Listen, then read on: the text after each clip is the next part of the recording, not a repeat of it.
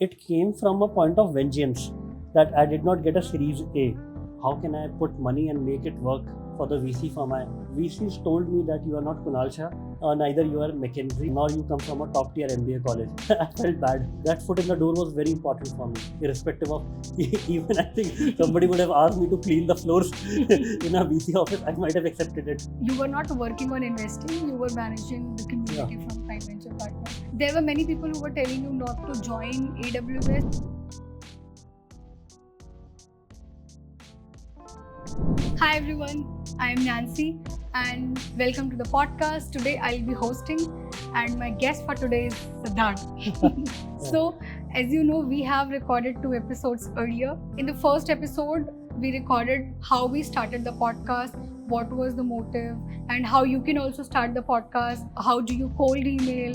How do you reach out to guests and things like that. And in the next episode, we discuss what kind of opportunities we both got through the podcast. Yeah. Like Siddharth got opportunities to work with Prime Venture Partners and then Amazon, and I also got to work with so many founders. I thought that I needed to work on many skills including communication skills. It really helped me, and there are many other opportunities I got. So we talked about those things in the next episode. Today we will be talking about investing, because there is one part of 100x Entrepreneur which there are many people who listen to the podcast they don't know about, and only founders know this side of us, what cooks behind the curtains, right? There is a little secret I want to share. We started the podcast. During that time, Siddharth wanted to get into investing, venture capital, and he started reaching out to many VC firms asking for job. Not even a single job he got. Then he got an offer from Prime Venture Partners, and he wanted to specifically work on investing, but it was about community. He was supposed to head the community they were building for Prime Venture Partners, their founders, and anyone who want to know about Prime Venture Partners. Tell me, Siddharth, you wanted to get into VC, but there is this unique opportunity you got, and I know that you were not very sure about the opportunity. Why did you accept that offer? So we have to go back 1 year before, right? When we together started the podcast in 2018, my aim was to understand how venture capital works. It came from a point of vengeance that I did not get a Series A. Right? Many people said that my own startup had a small market size, which was serving, we were building a community for mothers, giving them child healthcare products and services, both digital and physical. I wanted to understand how VCs think. And through 1 year of the podcast from 2018 to 2019, I got the theoretical side of it, where we recorded almost 50 plus venture capitalists on our podcast, including Sequoia, the best of venture capitalists in India, right? Rajan Anandan was also there, and I went to Rajan's house in Delhi to record the podcast. When I thought, now let me get to learn the practical aspect of it, right? How can I put money and make it work for the VC firm I work with? VCs told me that you are not Kunal Shah, neither you are McKinsey, nor you come from a top tier MBA college. How did you feel? I felt bad. One thing was that as an entrepreneur, I developed persistence. Right, so I never stopped reaching out to VC firms, and what was happening is, while I was going to VC offices, right, to record the podcast, I checked after it. Right, during one such interaction, I came to Prime Venture's office in Whitefield from Delhi, and after the podcast, I checked with Amit that, hey, is there a role in investing? And after 3 months, there was complete silence.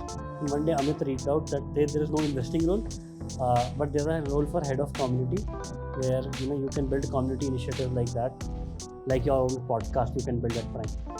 So for me, the first reaction was, let me grab it, because that gives me a foot in the door in the world of venture capital. So that foot in the door was very important for me, irrespective of even I think somebody would have asked me to clean the floors in a VC office, I might have accepted it. You got the opportunity to work with the VC firm. You were not working on investing, you were managing the community from Prime Venture Partners. And you were also doing the podcast, your own podcast, our podcast and the podcast for Prime Venture Partners. What was happening in your mind? Investing के लिए कि कहाँ तक पहुँचाऊँ? अभी उस time पे क्या कर रहे थे आप? So before Prime, right, we were at Shiro, both you and me. We had deployed very few checks, I think 2 or 3 checks. We met Taran of Neiman. He agreed to sponsor the podcast, and that's how I offered Taran that, hey, can you take a small check from us? That's how investment in Neiman's happened. 2 or 3 checks like that happened, and I got my own taste. It was just me versus me. So there was no learning happening where I could debate ideas with other people on investing. Is this a good opportunity or not? So let me move forward, right? What happened is, After Prime, I joined Amazon Web Services, and Amazon Web Services allowed you to invest. At that point of time, we started building the fund one, which was very small, right? There were many people who were telling you not to join AWS because it's not going to give you the kind of investing experience you were looking for that point in time. Then what made you join Amazon? So I always lacked a large company experience in my life. You were ticking box that I wanted to get into VC. I want to just experience what happens inside a VC office, from decision making to what kind of founders they meet, what kind of founders they reject, what kind of founders they go with, or how a day in a VC office look like. You had all these experiences. Yes. And then within just 3-4 months you decided to move on. So Amazon Web Services, I had applied, right, even before I had applied to Prime, and AWS process is so long that it takes 6 to 9 months for them to consider an application. And the thought process was very simple. What I lacked in my life was I wanted to learn venture capital, being in a VC firm. At the same time, I had never worked in my life at a large company, and the role that was in AWS was in a startup, a business development role, where I had to interact with startups day in and day out. So I have spent my entire life with startups. I think when you got the opportunity from Prime Venture Partners and you got selected in AWS, you kind of got that confidence. So entrepreneurship can be, right, like you can be in a self bubble also that you are doing good, right, and you have built something that few people accept, right, your users, your investors. But as a large world as a whole, when a VC firm accepts you, and then the largest SaaS company, which is Amazon Web Services, accept you, that you get a self-validation that you have like gone 2 levels ahead in the game. Is it a good thing? You need validation. I think validation is needed.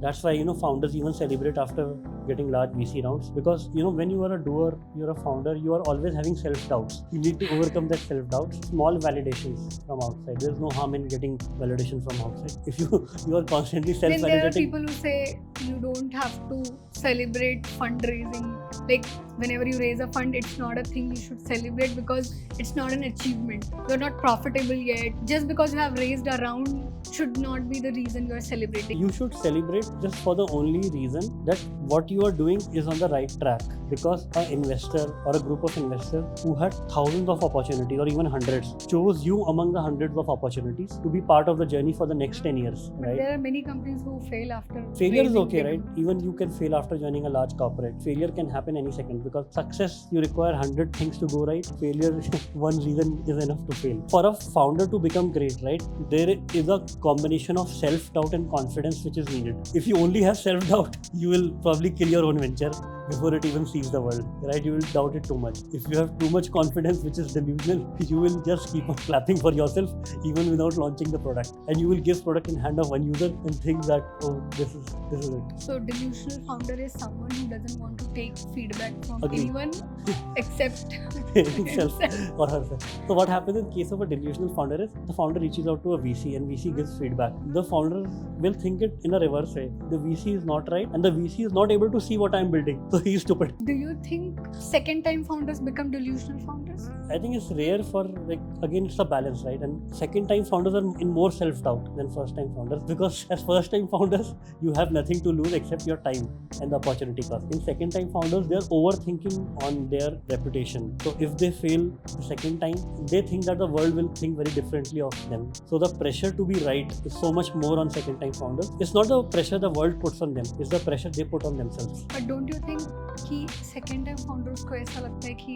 वो कुछ बहुत बड़ा loose भी करने वाले हैं, बहुत बड़ी अपॉर्चुनिटी कॉस्ट नहीं है, because they have financial freedom if they are successful? I think because once a person achieves financial freedom, they can do anything with their life, right? If they are choosing to commit next 10 years of their life to something, in most of the cases, it's the last or the second last stint they are building. So in their eyes, it's the largest opportunity cost. So they could be doing so many other things in those 10 years. They can join VC firm or have their own fund, can angel invest, or just read books all the time and post on LinkedIn. Yeah. So that's like you got into Prime Ventures, then you got into AWS, and during that time also you were investing, putting small checks, then you joined, then you started investing through syndicate. At what point in time you decided to only invest in SaaS companies? I think after few companies, I was getting inbound. So it was clear, right, from my own experience building a B2B SaaS company, which I never knew it was SaaS then. And then the second part of it was building a consumer company called Baby Gogo. I always hated building a consumer company because you were always burning money to get users, and those users were not paying you. But maybe you didn't have the experience required to build a consumer company. You had the experience to build a B2B company, but you didn't have the experience required to build a consumer company. That is why you hated building. I gave 3 years to building a SaaS company and 2 years to building a consumer company. In those 2 years of building the consumer side of the business, I always felt that why are we spending so much money to acquire users who are not even paying to use our service, right? And the narrative we gave ourselves and our investors that you spend so much money in the beginning that ultimately in a long period of time when you have lakhs and millions of users, it will become profitable. But it never happens. Just the simple insight कि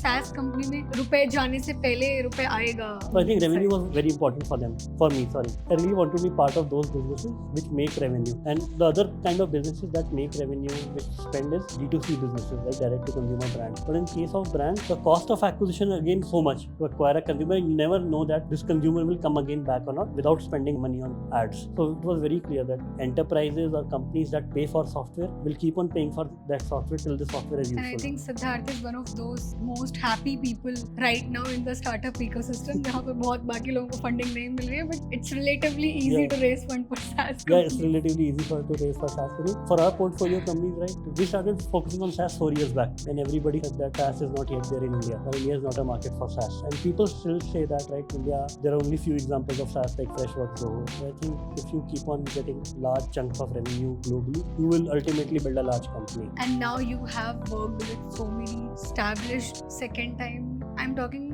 about the founders who are teaching you in a way, like Vijay from Atomic Work. And through the podcast also, we are getting to interact with founders like Whatfix founder Khadim Alwara. We got to interact with them. What's your learning from them? Apart from your own learning you had before building this SaaS fund? These founders are, first of all, trying to build for extremely large enterprises worth hundreds of billions of dollars. And then what they're trying to build is solve a unique problem that this enterprise is facing right now and will continue to face for the next 10 years. For example, Vijay is building for employee experience because everybody knows that employee experience, even when I was at AWS, is broken, right? I had to file tickets at 10 places to get one thing resolved. Similarly, what Khadim is doing is making training simpler on Salesforce. Salesforce employee and enterprises use day in and day out. So the biggest insight you got from founders like Khadim Alwara and Vijay is building for large enterprises. Build for large enterprises and charge them high because enterprises don't care about how much they pay.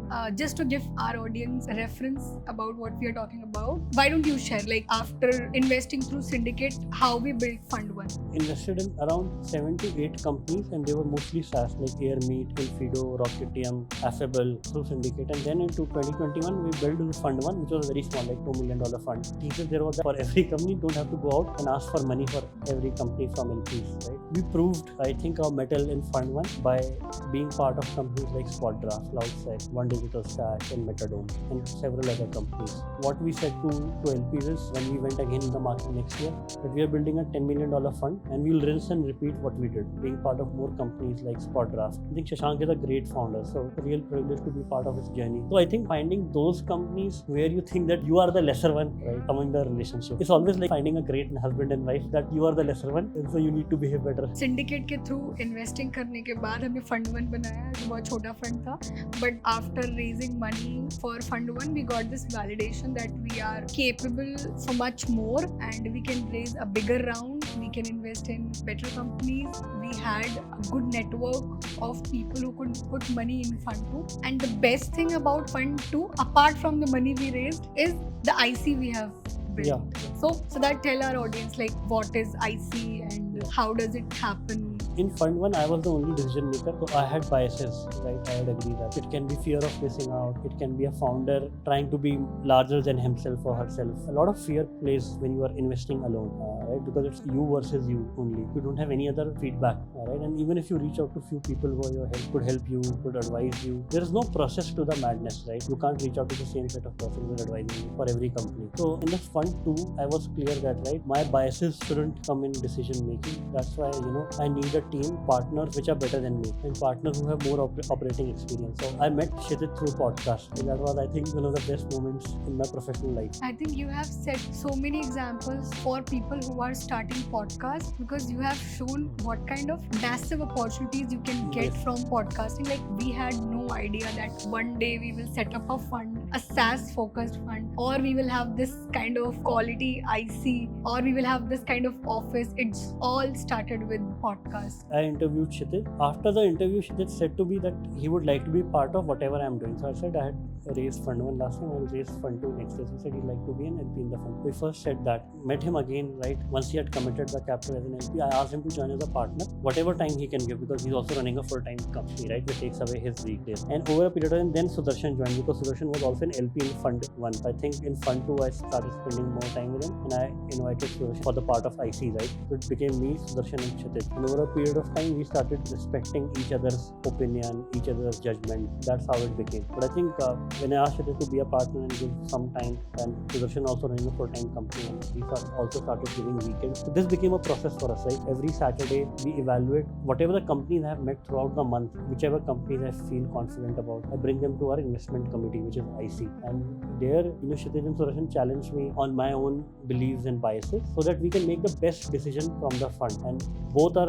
operators with much more experience, have built much larger companies that I had built. So what's that one thing that you were biased about and you were no more, like, that belief is broken now? There was something that if a tier 1 VC is investing, then my opinion would get biased. If Sequoia is investing, can I be part of that company? Now I realize I may not know that Sequoia will also have like only 10% success rate. So that company which I'm investing in might be among the 90% of the Sequoia's companies that might fail. So those were the biases that got broken out over a period of time, right? When Kshitij and Sudarshan came in. So there are now companies where the big VCs are coming, but yes, after us. So we try to come before. No. So you said that you had this bias that if a big VC is coming, you would invest. It's no more a case. It's right? no more a case. It may be a case in a few instances in fund 1, but never in fund 2. We have past companies in fund 2 where a large VC is also there, but we always realize that, right, it has to be a very independent call, irrespective of who is coming in or not. So as you know, Siddharth, there is one more reason why we are doing this podcast, including all our team members and listeners. Everyone is like, Nansi should also start hosting. So I have prepared a few questions. So Siddharth, you have a special space in your heart for second-time founders. So tell me, what do you really like about them? So as I said, right, in investing or even right in a relationship, you look for a partner who is better than you, right? So that you can look up to them constantly. So in case of second-time founders, you can constantly look up to them because previously what they have built and the experience that they have gained. It's an unequal relationship where you are on the lower pedestal, right? So you are always in awe of what they are building. You're always listening to them. So that's a space I like to be in a state of constant learning, rather than giving my opinion, do this, do that. Then why would they raise money from you? If they think that you are still learning and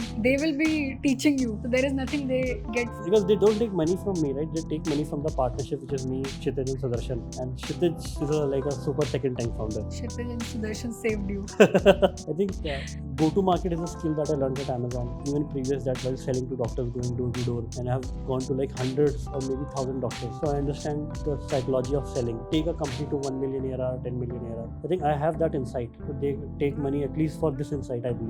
So Siddharth, we discussed that why founders should raise money from you. And there are so many aspiring founders and early stage founders listening to this podcast. What kind of investors, being an early stage founder, you should raise money from? What you should look for in your investor?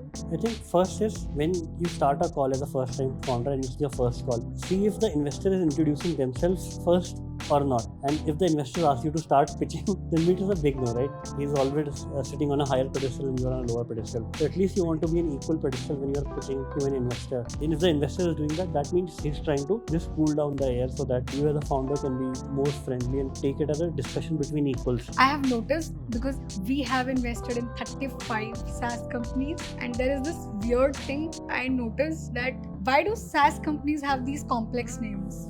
I think because they don't invest so much time, because they're not selling to consumers, so it's just that they're selling to enterprises. Do you think they can improve this part? I absolutely think that they can improve, right? They can spend 4 to 5 more months. Because we see like very thoughtful, meaningful names from D2C brands like Mama Earth. There is this meaning, and there are many other D2C brands like Bombay Shaving Company, many other names. This is the only reason. This is the only reason. The best SaaS companies in the world have a name, Snowflake. The SaaS founders sitting in India, they're trying to keep international names because they're selling to American audience or global audience. Apart from these complex names, because we have worked with many companies, so I got a chance to scroll everyone's website and our competitors, like very complex websites they have, like, and I think this is the reason why I really like SpotDraft, because they are solving a problem anyone can understand, like someone like me can understand, and the website is not that complex. The way Shashank is building in public, like teaching everyone, telling everyone like what I'm doing, what kind of clients we have, all the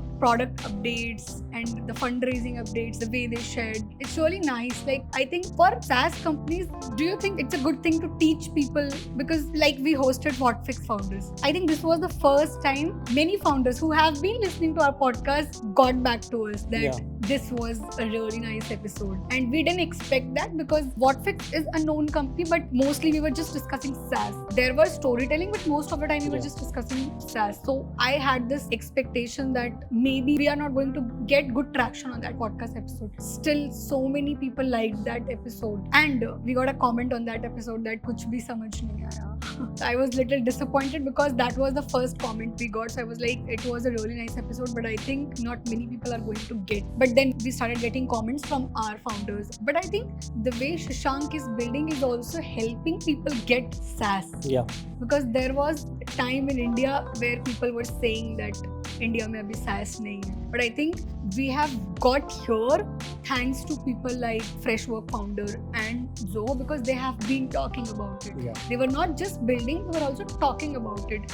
The way Sridhar tweets about the updates or the kind of work they are doing with Zoho, outside Zoho, and the kind of initiatives Freshworks is taking. Like we have this event, SaaS Movie. It's an event to celebrate SaaS in India. Yeah. What kind of founders we have, what kind of efforts they have been putting to build the SaaS ecosystem in India. I think it's really necessary to tell everyone what Bangalore, Mumbai, Delhi के अलावा चेन्नई में क्या हो रहा है. SaaS founders इतने सारे SaaS भूमि में इकट्ठे हुए. There was so much buzz on social media that people who are not from SaaS ecosystem, they were also discussing. So I think we should give credit to The people founders. like Shashank that they are building in public and telling everyone. So it's not just benefiting SpotDraft, but it is also benefiting SaaS startup ecosystem in India. That people are getting to know, because customers know what they want, so they are going to buy from you. But investors, 4 years back, 5 years back, not everyone was bullish on SaaS. Now people are getting to know companies like Postman. In general, like I know about Postman and Hasura. I think thanks to these founders who are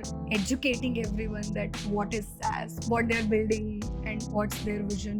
हम कहाँ पहुँचे हैं SaaS में India में, US में जाके क्या होता है, क्या सेल करते हैं, CTO जाता है, founder जाता है. There are so many discussions which were happening inside closed doors. I think now people are discussing all of those things on social media thanks to people like Sashi. Yeah, I think definitely if you try to normalize, make it less complex for everyone, it doesn't just help you, but it helps the ecosystem. I think a lot of time I visit these websites and I'm like, I don't understand a word. So I think they should make it little easy for people to understand. Like at least I should understand what kind of problem you are solving. If I have no idea after reading pura tumhara website, then what's the point? Yeah. What's your favorite SaaS company? Which one is your most favorite outside our portfolio? India, I would say it would be WhatFix, since I get to know Khadem very closely, and I think Khadem is building the next Freshworks, or WhatFix might become bigger than Freshworks in next 10 years. Simple reason is Khadem has a very unique insight on what enterprises want, and he knows how to serve it. Now everyone knows that you are a big time reader, and we have 3-4 bookshelves filled with so many books. Like, and you are a big Charlie Munger fan. Any quote you want to share? I think Charlie Munger says people are trying to find magic and things that work, but ultimately ultimately people who win over the long term is people who don't do stupid things, who avoid stupid things. So just avoiding stupid things can make you extremely wealthy over a long period of How time. do you avoid stupid things? By knowing that, being aware of your biases. I shared, like, I had a few biases, right? Being aware of biases helps. And reading a lot and knowing that what doesn't work. You don't have to learn only from your mistakes. You can learn from other mistakes as well. I think here tools like ChatGPT is helping a lot because you are being with someone who is more smart than you. I think why ChatGPT is so hot is, let's go back to why Google became so hot. Sitting with ChatGPT is sitting with a friend who knows everything, and you are okay with that friend being 90% accurate. 10% of the times that friend might tell lies unknowingly. So is ChatGPT. When I was searching, like when Google came back, I was able to put anything in my mind in Google, and Google was able to get me 10 results regarding the thing that I wanted to know. Now ChatGPT has made it more simplified. ChatGPT will give me summary of whatever I need to know in a human language. So it has reduced the time that I spent on Google almost by 10x. It's like live interaction. The live interaction with a person who knows everything. With Google, you are just asking, and here you are just interacting.